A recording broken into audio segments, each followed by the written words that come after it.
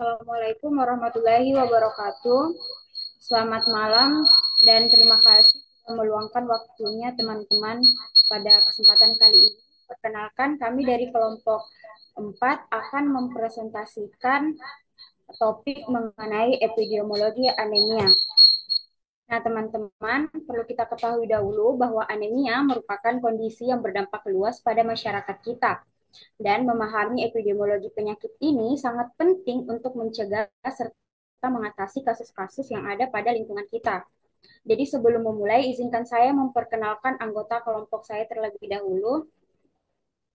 Ada Zihan Dwi Sinalti, Melati Triana Putri, Nur Hanifah, saya sendiri, Ulfianti Azari Putri, Arindi Tedriminarno, Siti Naura Zahrani, Andi Ida Ramadhani, dan Andi Putri Jatur Lestari. Adapun topik pembahasan yang akan dibahas yaitu antara lain definisi anemia dan epidemiologi anemia, penyebab anemia, tanda dan gejala anemia, prevalensi anemia menurut umur dan jenis kelamin, prevalensi anemia secara nasional dan internasional. Oke, teman-teman, sebelum masuk ke pembahasannya, kita perlu ketahui dulu bahwa eh, anemia defisiensi besi atau ADB ini merupakan masalah defisiensi gizi tersering pada anak di seluruh dunia, terutama negara berkembang termasuk di Indonesia. Nah, penyakit ini disebabkan oleh kurangnya zat besi dalam tubuh penderita dan diperkirakan ada 30% populasi dunia menderita anemia defisiensi besi.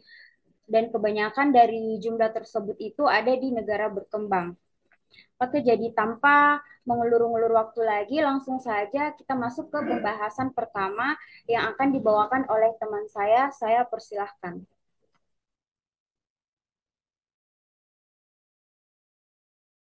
Baik, next.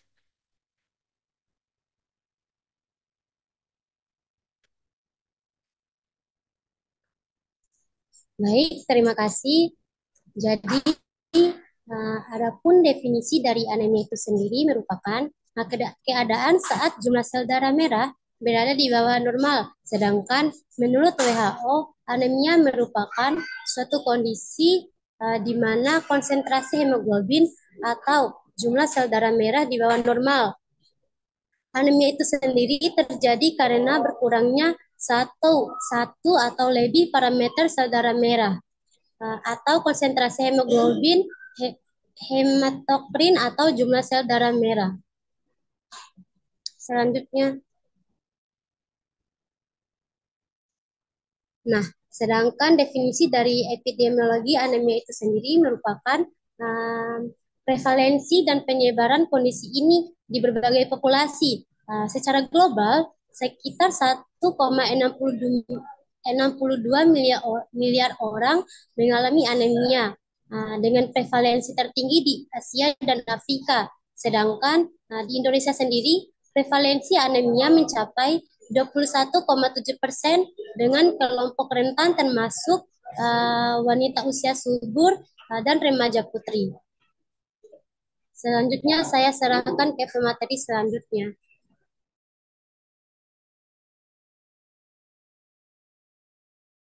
Baik, selanjutnya yaitu penyebab anemia. Yang pertama yaitu kekurangan zat besi. Zat besi merupakan komponen penting untuk produksi hemoglobin yang bertugas untuk mengikat dan mengangkut oksigen dalam sel darah merah. Kekurangan zat besi dapat menyebabkan kelelahan dan juga sesak nafas. Lalu yang kedua yaitu kekurangan vitamin B12 atau asam folat. Asam folat merupakan nutrisi penting untuk pertumbuhan sel dan juga pembentukan DNA. Yang ketiga yaitu gangguan produksi sel darah merah. Anemia dapat terjadi akibat produksi sel darah merah yang menurun. Lalu yang keempat yaitu kehilangan darah. Anemia dapat terjadi akibat pendarahan yang disebabkan oleh berbagai hal, seperti luka, pendarahan gastrointestinal, pendarahan uterus, pendarahan hidung, atau pendarahan akibat operasi. Lalu yang kelima yaitu kurang tidur. Kurang tidur dapat menyebabkan sel darah merah dalam tubuh berkurang, sehingga dapat memicu terserang anemia. Kemudian yang terakhir yaitu konsumsi makanan yang mengandung fitat. Jadi makanan seperti kacang-kacangan, beras merah, dan gandum dapat membuat zat besi terikat dalam pencernaan, sehingga penyerapan zat besi dalam tubuh menjadi terganggu. Baik, itulah sekian dari pemaparan dari saya. Saya serahkan ke pemateri selanjutnya.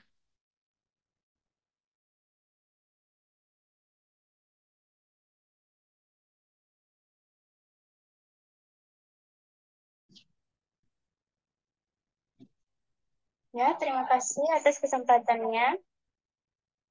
Kemudian yaitu tanda anemia. Salah satu tanda utama dari anemia adalah pucat. Keadaan ini umumnya diakibatkan kekurangannya volume darah, berkurangnya hemoglobin, dan terjadi vasokonstriksi pada pembuluh darah untuk memaksimalkan pengiriman oksigen.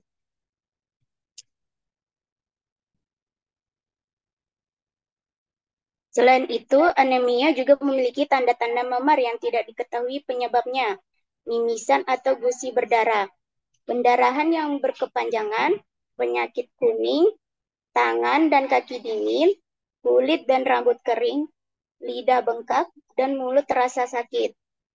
Kemudian yaitu gejala anemia. Nah, takikardi dan bising jantung juga merupakan gejala anemia yang mencerminkan adanya peningkatan beban kerja jantung dan curah jantung. Gejala-gejala lain dari anemia juga meliputi lemah, letih, lesu, lelah, dan lalai atau 5L. Gejala 5L merupakan gejala yang umum dan tidak spesifik ditemukan pada penderita anemia. Selain itu, ada pula gejala anemia berupa sakit kepala pusing, mudah tersinggung, kurang berenergi, sakit pada dada, tidak bertenaga, kurang selera makan, cepat marah atau rewel pada anak, dan mata berkunang-kunang.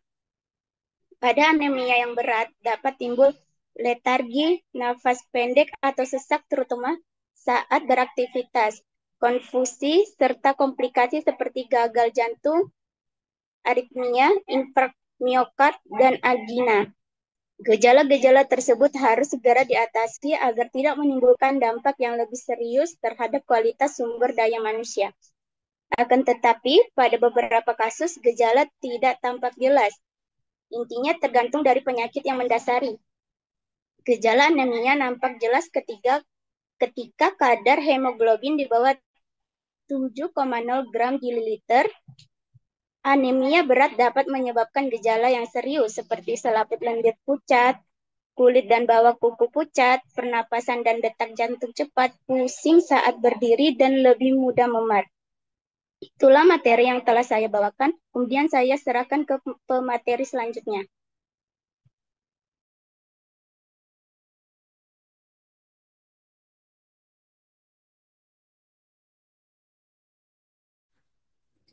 Baik, terima kasih atas kesempatannya. Selanjutnya, saya akan menjelaskan mengenai prevalensi anemia menurut kelompok umur dan jenis kelamin.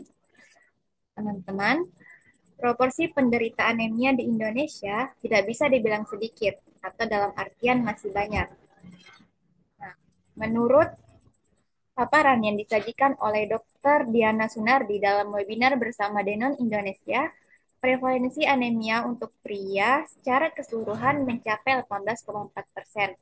Nah, bisa teman-teman lihat dalam grafik yang kami tampilkan itu ada tanda warna merah. Nah, itu warna merah adalah untuk laki-laki. Sedangkan untuk perempuan lebih tinggi, yaitu 23,9%. Namun, jika dibagi berdasarkan usia, sebaran prevalensi anemia cukup merata. Jadi itu adalah prevalensi anemia berdasarkan jenis kelamin pada tahun 2013. Sedangkan pada tahun 2018 untuk laki-laki itu 20,3%, sedangkan untuk perempuan adalah 27,2%. Baik, selanjutnya kita lihat prevalensi anemia menurut kelompok umur. Jadi sebenarnya sebelum kita masuk ke rentang umur 5 hingga 14 tahun, ada rentang umur pada balita. Dengan laki-laki adalah 29,7% dan perempuan 26,5%. Selanjutnya kita masuk ke rentang umur 5 hingga 14 tahun, di mana di sini teman-teman bisa lihat perbedaan dari grafik yang kami tampilkan, itu antara pada tahun 2013 dan tahun 2018 itu tidak jauh berbeda rentangnya, tetapi mengalami kenaikan dari 26,4% menjadi 26,8%. Selanjutnya pada rentang umur 15 hingga 24 tahun, itu pada tahun 2013 adalah 18,4% dan mengalami kenaikan pada tahun 2018 yaitu 32%. Selanjutnya pada umur 25 hingga 34 tahun, kali ini itu prevalensinya menurun dari 16,9% pada tahun 2013 menjadi 15,1% pada tahun 2018. Selanjutnya rentang umur 35 hingga 44 tahun kembali menurun lagi dari 18,3% pada tahun 2013 menjadi 16,7% pada tahun 2018. Selanjutnya pada rentang umur 45 hingga 54 tahun itu turun 2% dari 20,1 menjadi 18,8%. Selanjutnya pada rentang umur 55 hingga 64 tahun. Nah, dalam hal ini itu untuk lansia, di mana pada tahun 2013 itu 25% dan mengalami penurunan pada tahun 2018 menjadi 24,5%. Jadi bisa teman-teman lihat sendiri bagaimana perbedaannya dari grafik yang kami tampilkan. Selanjutnya pada rentang umur 65 hingga 74 tahun, untuk tahun 2013 itu 34,2% dan mengalami penurunan pada tahun 2018 menjadi 31,7%.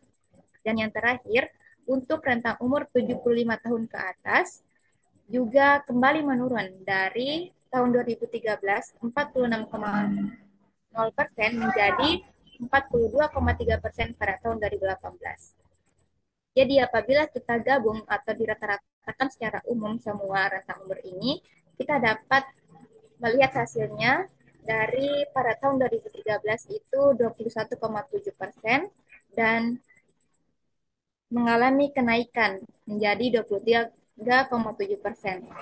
Jadi dalam hal ini bisa kita katakan bahwa prevalensi anemia masih terus mengalami kenaikan. Nah, dari 2013 hingga 2018 itu mengalami kenaikan 2%.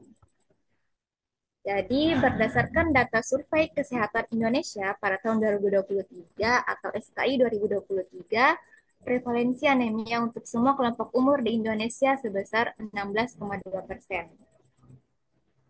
Sementara untuk gender perempuan relatif lebih tinggi, sebesar 18%, dibandingkan laki-laki 14,4%, di mana menurut Kementerian Kesehatan Republik Indonesia tahun 2023.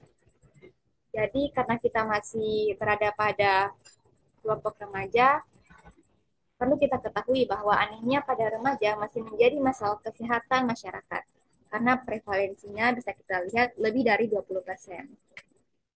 Baik, Joa, itu saja pemaparan pembahasan materi dari saya serahkan ke pemateri selanjutnya.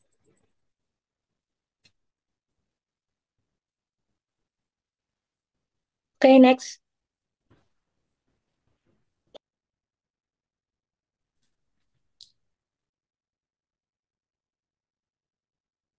Baik, adapun prevalensi anemia secara nasional dan internasional. Nah, hasil Riskesdas 2013, prevalensi anemia di Indonesia masih cukup tinggi. Prevalensi anemia secara nasional atau secara keseluruhan di Indonesia itu adalah 21,7%. Adapun prevalensi kejadian anemia pada perempuan usia 15 tahun ke atas di Indonesia itu sebesar 23%. Dan prevalensi anemia di antara anak umur 5 sampai 12 tahun yaitu sebesar 26% dan pada wanita umur 13 sampai 18 yaitu 23%. Sedangkan prevalensi anemia pada rentang usia 5 sampai 12 tahun itu berdasarkan Riskesdas tahun 2018 adalah 32%. Secara internasional. Nah, Asia Tenggara itu menjadi wilayah dengan prevalensi kejadian anemia tertinggi yaitu 42% dan pada tahun 2021 1,92 miliar orang di seluruh dunia itu menderita anemia. Nah, menurut WHO itu prevalensi anemia di dunia antara tahun 1993 sampai dengan tahun 2002 sampai dengan tahun 2005 itu sebanyak 24,8% dari total penduduk dunia. Nah, Asia Tenggara menjadi wilayah dengan prevalensi kejadian anemia tertinggi yaitu 42%. Contohnya negara tetangga seperti Malaysia sebanyak 21% dan Singapura sebanyak 22%. Nah, angka tersebut itu juga masih jauh dari angka minimum prevalensi anemia global pada perempuan usia 15 tahun ke atas, yaitu sebesar 12%. Nah, menurut WHO juga prevalensi anemia global pada anak usia 6-59 bulan adalah 39,8%, dan menurut WHO remaja putri di Asia Tenggara sekitar 25-40%.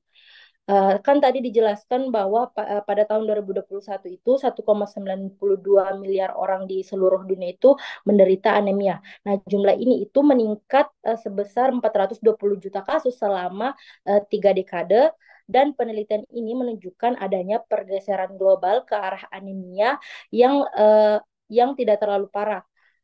Penurunan terbesar itu terjadi pada pria dewasa dengan tingkat kemajuan yang lebih lambat di kalangan wanita usia produktif dan anak-anak di bawah usia 5 tahun. Sekian dari saya.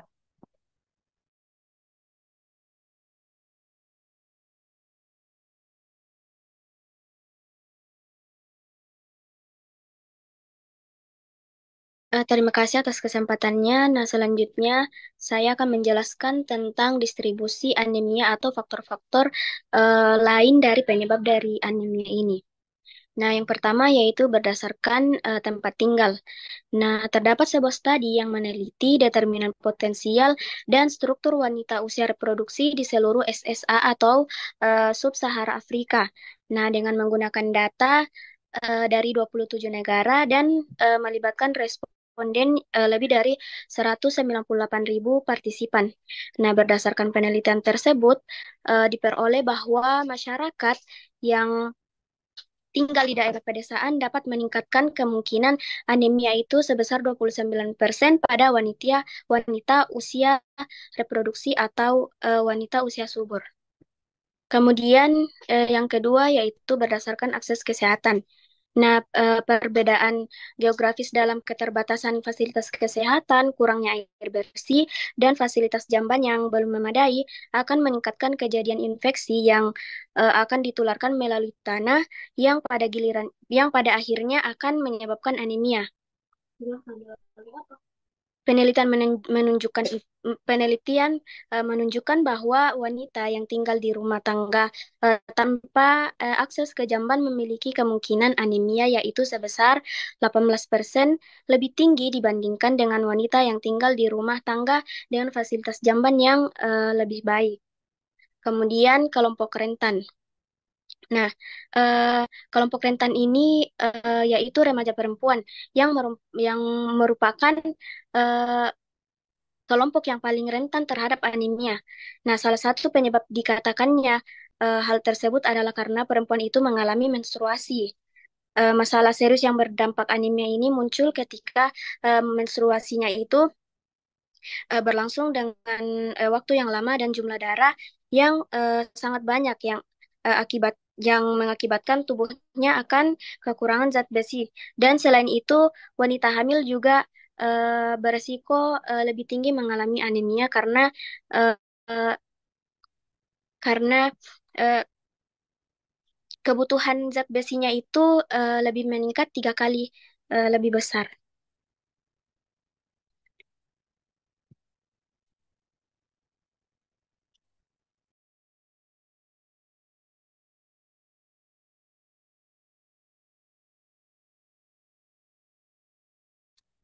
Nah, yang selanjutnya yaitu faktor sosial dan ekonomi. Faktor ini memberikan pengaruh terhadap kejadian anemia karena daya beli pangan keluarga tergantung akan jumlah penghasilan yang diperoleh. Dan itulah presentasi dari saya. Saya selanjutkan ke pemateri selanjutnya.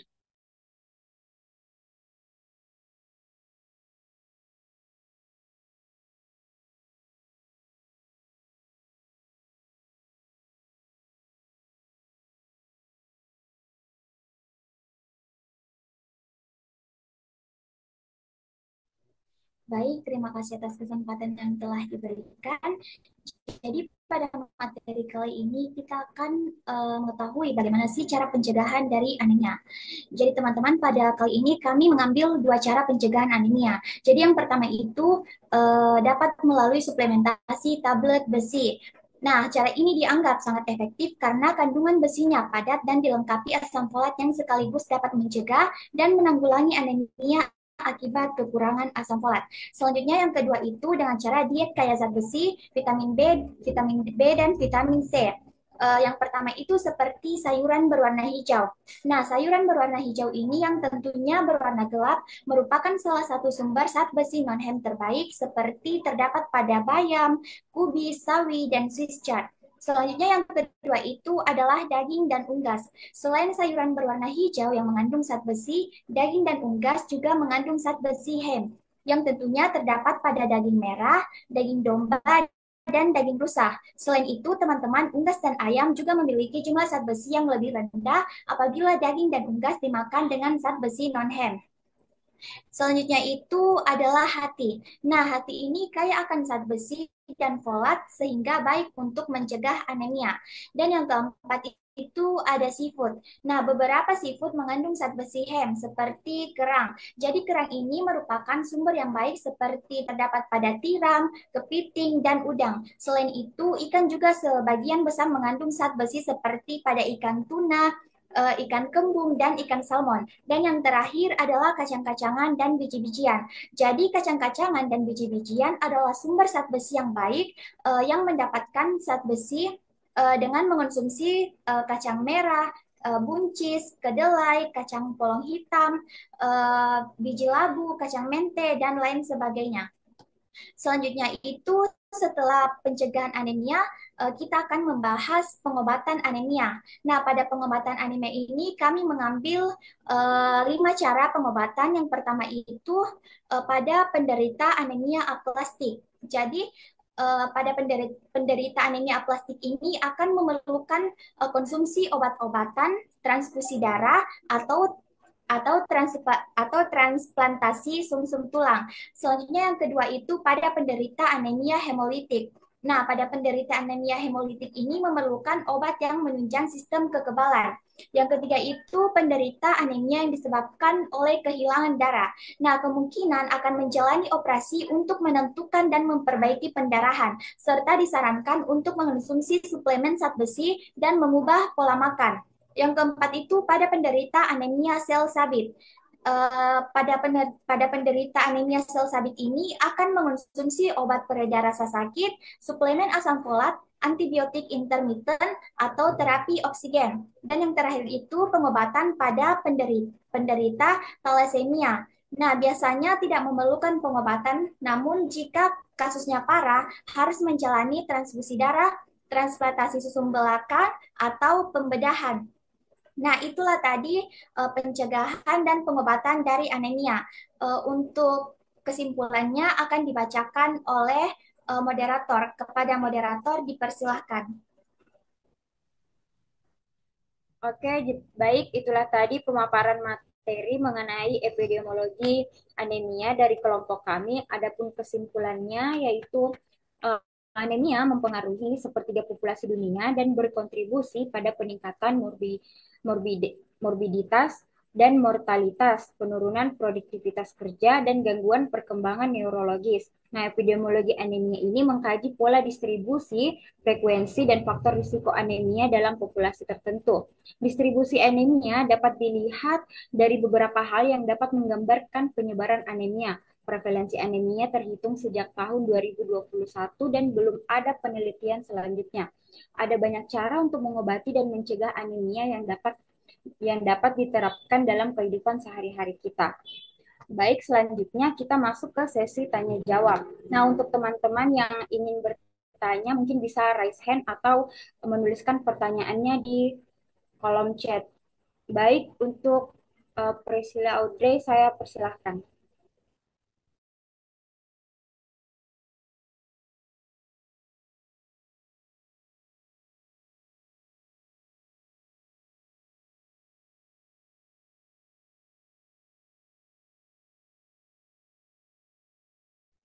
Baik, mohon maaf karena ada gangguan sedikit.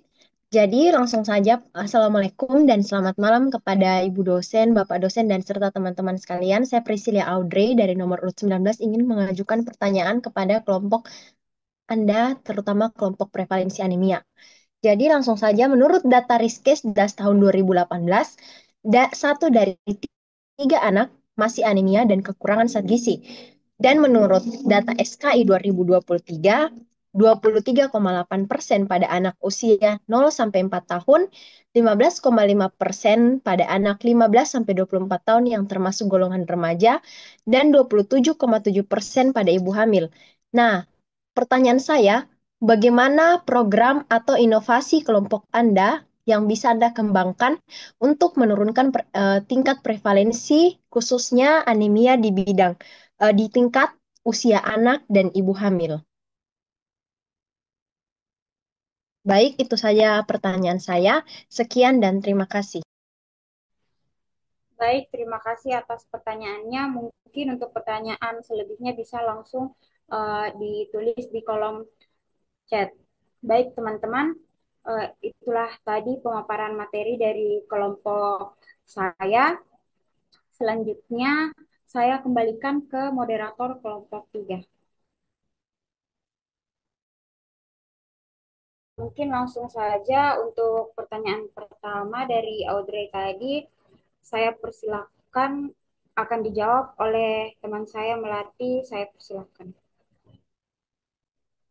Baik, terima kasih. Sebelumnya saya ucapkan terima kasih kepada Priscilla Audrey atas pertanyaan yang telah diberikan. Jadi inti dari pertanyaannya itu apakah inovasi atau program dari kelompok saya sendiri yang tentunya bisa menurunkan prevalensi anemia di tingkat anak atau ibu hamil. Jadi teman-teman kali ini kami sepakat untuk mengambil satu jenis program yaitu lomba memasak makanan bergizi. Nah, mengapa kami mengambil program ini? Karena saya rasa lomba memasak makanan bergizi ini merupakan sebuah program yang menarik dan efektif untuk meningkatkan kesadaran masyarakat akan pentingnya gizi, khususnya zat besi dalam mencegah anemia. Nah, dalam program ini tentunya melibatkan masyarakat secara langsung, bukan hanya pada anak-anak ataupun pada ibu hamil, tetapi melibatkan jangkauan masyarakat yang lebih luas lagi. Nah, program ini juga tidak hanya memberikan edukasi, tetapi juga mendorong kreativitas dalam mengolah makanan yang sehat dan lezat. Nah, selain itu pada program ini mungkin kami akan memberikan tema pada lomba memasak ini seperti kreasi menu sehat, kaya zat besi untuk anak atau tema hidangan spesial untuk ibu hamil. Nah, selain itu tujuan dari program ini juga sangat banyak sekali, di antaranya itu yang pertama tentunya meningkatkan kesadaran.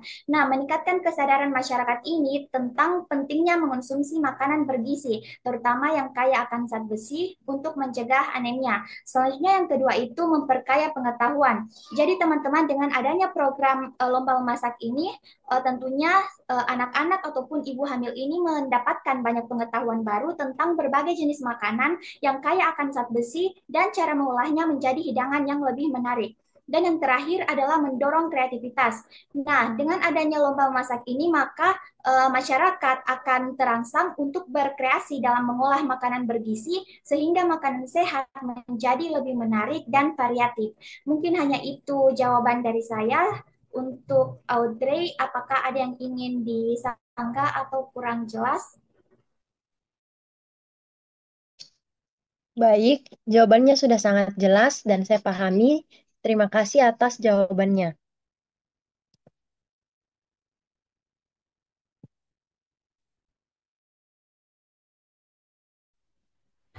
Baik, itu tadi jawaban dari teman saya Melati. Untuk pertanyaan selanjutnya dari Nur Ardasari akan dijawab oleh teman saya Ulfianti. Saya persilahkan.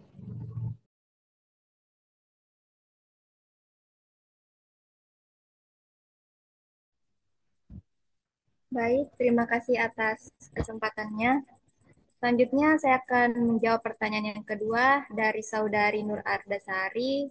Pertanyaannya adalah, bagaimana cara meyakinkan seseorang untuk tetap meminum tablet tambah darah yang dibagikan secara gratis oleh pemerintah dalam menekan peningkatan angka anemia ini? di mana kebanyakan orang takut mengonsumsi kapsul-kapsul yang dibagikan secara gratis. Ini akan efek samping yang diberikan jika mengonsumsi kapsul tablet tambah darah tersebut. Jadi jawabannya itu adalah tentu. Kasus ini sering kita temui dalam lingkungan sehari-hari. Nah, untuk meyakinkan seseorang untuk tetap meminum tablet tanpa darah, yang perlu kita lakukan adalah melakukan pendekatan yang empatik dan berdasarkan fakta yang ada.